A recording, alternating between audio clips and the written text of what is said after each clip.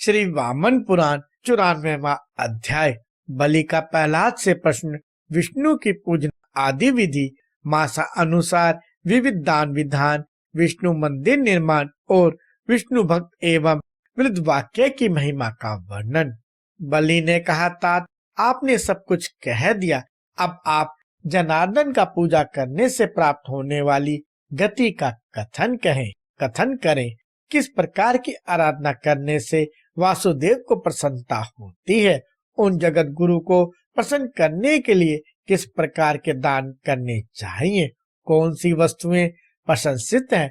किस तीर्थ में उपवास आदि करने से महान उन्नति होती है? विष्णु की प्रीति उत्पन्न करने वाले कौन से पवित्र कार्य कहे गए हैं? दैत्येंद्र, आलस्य से रहित होकर प्रीति पूर्वक करने योग्य अन्य कार्यों का भी वर्णन आप भली भांति मुझसे कीजिए। प्रहलाद ने कहा, भले श्रद्धा से भरे और भक्ति से युक्त होकर जनार्दन के उद्देश्य से जो दान किए जाते हैं, उन्हें मुनियों ने कभी भी विनाश न होने वाला दान कहा है। वे ही तिथियां प्रशंसनीय होती हैं जिनमें मनुष्य विष्णु की भक्ति करने के बाद उनमें चित्त एवं मन लगाकर उपवास करता है। ब्राह्मणों की पूजा करने से जनार्दन की ही पूजा होती है। उनसे बैर करने वाले मूढ़ व्यक्ति निश्चय ही नरक में जाते हैं। विष्णु में अनुराग रखने वाले भक्तिमान मनुष्य को श्रद्धा पूर्वक ब्राह्मणों की पूजा करनी चाहिए। पूर्व काल में विष्णु ने यह कहा था कि ब्राह्मण मेरे शरीर है। ज्ञानी हो अथवा अज्ञानी, पर ब्राह्मण का तिरस्कार कभी नहीं करना चाहिए। वह विष्णु का शरीर होता है, अतः उसकी पूजा करनी चाहिए। जहाँ तक विष्णु पूजा के लिए पुण्य का प्रश्न है, मासुर, वन, रस एवं गंध से युक्त पुष्प भी उत्तम होते हैं। अब मैं माधव की प्रसन्नता के लिए कहे गए विशेष पुष्पों, तिथियों एवं दानों का स्पष्टता से वर्णन करता हूँ। अच्युत, श्री विष्णु की अर्चना के लिए मालती, शतावरी, चमेली, कुंद, गुलाब, बहुपुट, बान, चंपा, अशोक, कनेर, जूही, पारिभद्र, पाटल, मोलसीरी, गिरिशालिनी, तिलक, अढ़ुल, पीतक एवं नागर नामक पुष्प उत्पन्न है। इनके सिवा केतकी को छोड़कर अन्य सुगंधित पुष्प भी श्रेष्ठ है। केशव के पूजन में बिल पत्र, शमी पत्र, भृग एवं मृगांक के पत्र, तमाल तथा आमली के पत्र प्रशंसनीय है। अच्युत के अर्चन में जिन वृक्षों के पुष्पों का प्रयोग होता है, उनके पल्लव एवं पत्र भी विष्णु के पूजन के लिए प्रशंसनीय होते हैं। विरुद्धरों के किसल एवं कुश तथा जल में उत्पन्न होने वाले अनेक प्रकार के कमल एवं इंदिवर आदि से विष्णु का पूजन करना चाहिए। भले वनस्पतियों के चिकने पवित्र एवं जल से धोए हुए कोपलों से तथा धूप के अंकुर से विष्णु का पूजन करना चाहिए। यत्न पूर्वक चंदन, कुमकुम, उशीर, खस, पदक एवं कालिक आदि से विष्णु का अनुलेपन करना चाहिए।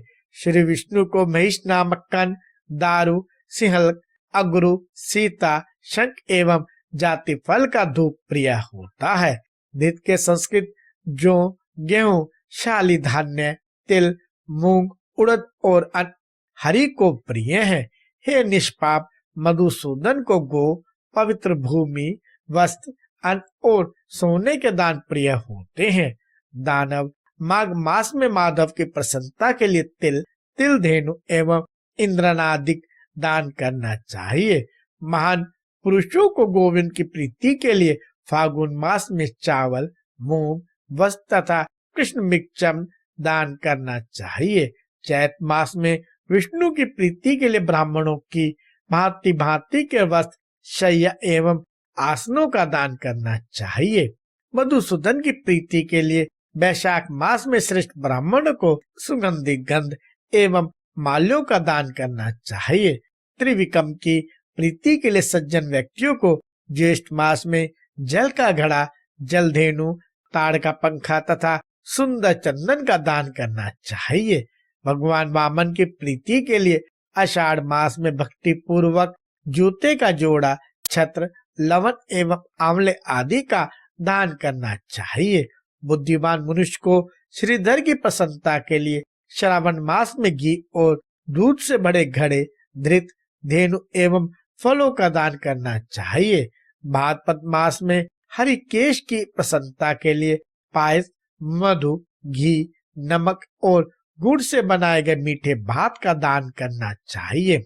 मनुष्य को पद्मनाभ की प्रसन्नता के लिए अश्विनी मास में तिल, घोड़ा, बैल, दही, तांबा और लोहे आदि का दान करना चाहिए। मनुष्य को दामोदर की संतुष्टि के लिए कार्तिक मास में चांदी, सोना, दीप, मणि, मुक्ता और फल आदि का दान करना चाहिए। मनुष्य को केशव की प्रीति के लिए मार्गशीर्ष अघन मास में खर, उष्ट, खच्चर, हाथी, सामान ढोने वाला बकरा एवं भेड़ का दान करना चाहिए। नारायण की संतुष्टि के लिए पौष मास में श्रद्धा पूर्वक प्रसाद, नगर, घृ एवं ओढ़ने के लिए वस्त्र आदि का दान करना चाहिए।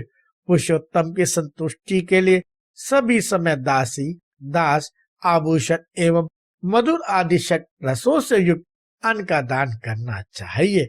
चक्र धारण करने वाले देवादिदेव की प्रसन्नता के लिए अपनी जो सबसे अधिक इच्छित वस्तु हो अथवा घर में जो वस्तु पवित्र हो उसका दान करना चाहिए।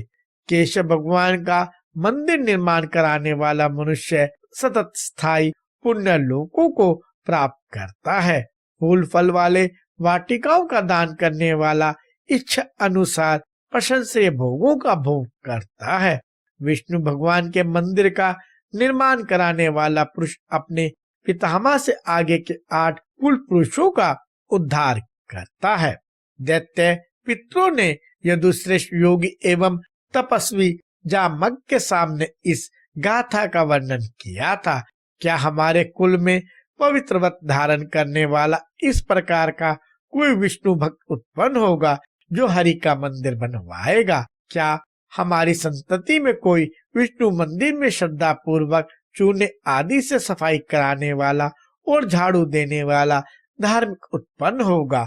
क्या हमारी संततियों में ऐसा कोई होगा जो केशव के मंदिर में ध्वजा का दान करेगा और देव देवेश्वर को दीप, पुष्प और सुगंधित चंदन आदि प्रदान करेगा?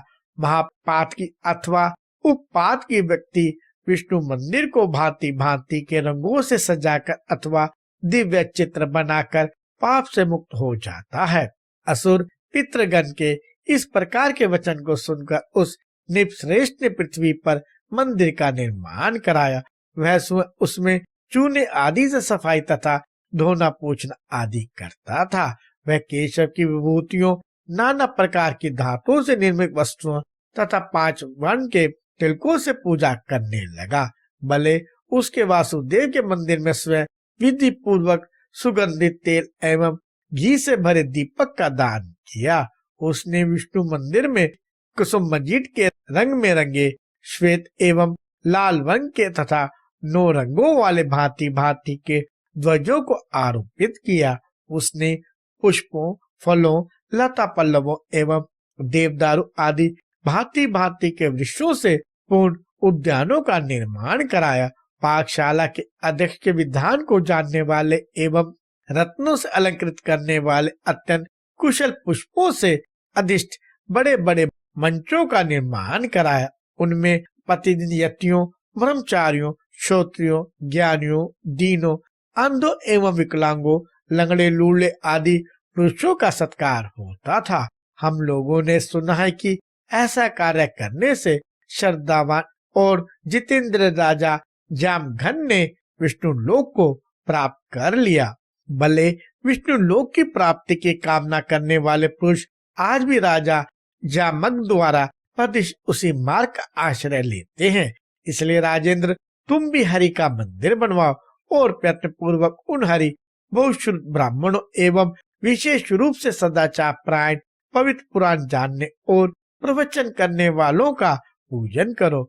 ऐश्वर्य रहने पर वस्त्र, आभूषण, रत्न, गो, पृथ्वी एवं स्वर्ण आदि के दान द्वारा चक्रधर विष्णु को प्रसन्न करो। तुम्हारे इस प्रकार की क्रिया करने से तत्पर रहने पर मुरारी निश्चय ही तुम्हारा कल्याण करेंगे।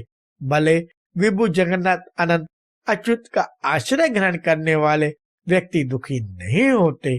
पुलह जी बोले, बलि से इस प्रकार सत्य और श्रेष्ठ वचन कहने के बाद विष्णु भगवान के चरणों में अनुराग रखने वाले सफल मनोरथ दितीश्वर प्रहलाद बलि द्वारा किए गए सत्कार को ग्रहण कर मोक्ष मार्ग की ओर प्रस्थित हो गए।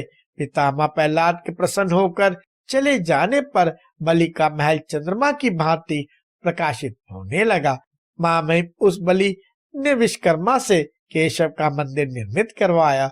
बलि स्वयं अपनी पत्नी के साथ उस देवालय में मार्जन लेपन आदि क्रियाएं करने लगा। मधुसूदन के लिए महात्मा बलि ने जो एवं शक्कर आदि का उत्तम नैवेद्य निवेदित किया। विशाल नैना विंध्यावली में विष्णु मंदिर में दीपदान करने लगी।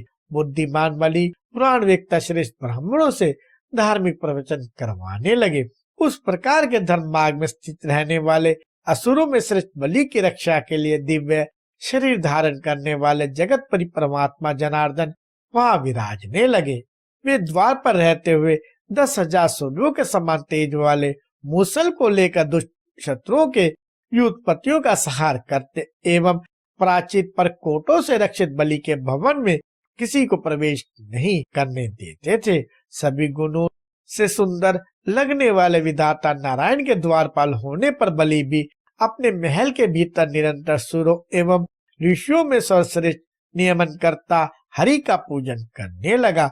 असुरराज बलि इस प्रकार हरि के चरण कमलों का अर्चन करते हुए नित्य हरि के वचनों का स्मरण किया करता था। वह नित्य उसके लिए विनय का अंकुश हो गया। इंद्र के समान श्रेष्ठ अपने पितामह के कल्याणपद इस लोक तथा परलोक में कल्याणकारी एवं सुंदर तथ्य वचनों का स्मरण करते हुए वह वीर दत्तराज इस वृत्त का पाठ आवृत्ति करता था। पूर्व में कठोरता पूर्वक कहे गए और बाद में नवनीत के समान स्तृंगित कोमल एवं शुद्ध वृद्ध वाक्यों का श्रवण कर तदनुसार आचरण करने वाला निसंदेह आनंद प्राप्त करते हैं। वृद्ध वाक्य रूपी औषधि आपत्ति रूपी सबसे दंशित मंत्रीण पुरुष को निसंदेह विष से रहित कर देती है। विद्वचन रूपी अमृत को पीने एवं उनके कथन के अनुसार आचरण करने से मनुष्य को जो तृप्ति होती है वैसी तृप्ति सोमपान में कहाँ है। विद्वचन आपत्तियों पड़े हुए जिन मनुष्यों का शासन मार्गदर्शन नहीं करते वे बंधुओं के लिए शोचनीय तथा जीवित ही मरे हुए के समान होते हैं। आपत्ति रूपी ग्रह से ग्रस्त जिन व्यक्तियों को वृद्ध ज्ञानी लोग उससे मुक्त कराने वाले नहीं होते उन्हें शांति की प्राप्ति नहीं होती। आपत्ति रूपी जल में डूबे और व्यसन रूपी लहरों के थपेड़े खाने वाले पुरुषों का उद्धार वृद्ध वचन के सिवा अन्य किसी भी प्रकार नहीं हो सकता। अतः वृद्ध वचन को सुनने एवं तदनुसार आचरण करने वाला मनुष्य विरोचन पुत्र बलि के समान शीघ्र सिद्धि प्राप्त करता है। इस प्रकार श्री वामन पुराण में 94वां अध्याय समाप्त हुआ।